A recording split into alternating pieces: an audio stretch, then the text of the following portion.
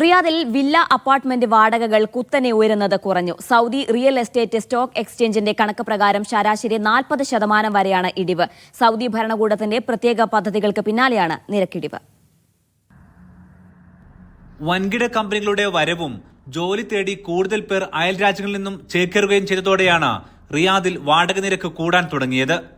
കഴിഞ്ഞ ആഴ്ച മുതൽ വർദ്ധിക്കുന്ന നിരക്കിൽ 40% വരെ ഇടിവ് വന്നതായി റിയൽ എസ്റ്റേറ്റ് എക്സ്ചേഞ്ച് കണക്കുകൾ ചൂണ്ടിക്കാട്ടുന്നു. സൗദി കിരീടാവകാശിയുടെ നിർദ്ദേശപ്രകാരം ഒഴിഞ്ഞുകിടക്കുന്ന റിയാദിലെ ഭൂപ്രദേശത്തിന് വൻ നികുതി ചുമത്താനും തുടങ്ങിയിട്ടുണ്ട്. ഇതോടെ ഭൂമിയിൽ കെട്ടിടം പണിയാൻ ഉടമസ്ഥർ നിർബന്ധിതരാകും.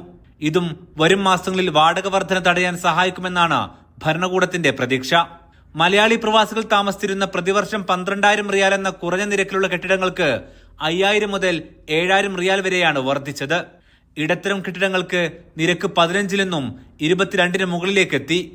20,000 റിയാലിന് മുകളിലേക്കുള്ള കെട്ടിടങ്ങൾക്ക് ഇരട്ടിയോളമാണ് നിരക്കുകൾ വർദ്ധിച്ചത്. ഈ വർധനവിലാണ് ഇപ്പോൾ താൽക്കാലിക ആശ്വാസം. പ്രവാസികളിൽ ബാച്ചിലേഴ്സിന്റെയും കുടുംബങ്ങളുടെയും ജീവിത ചിലവും ഇതോടെ വർദ്ധിച്ചു. Aftab Rahman, media 1, Riyadh.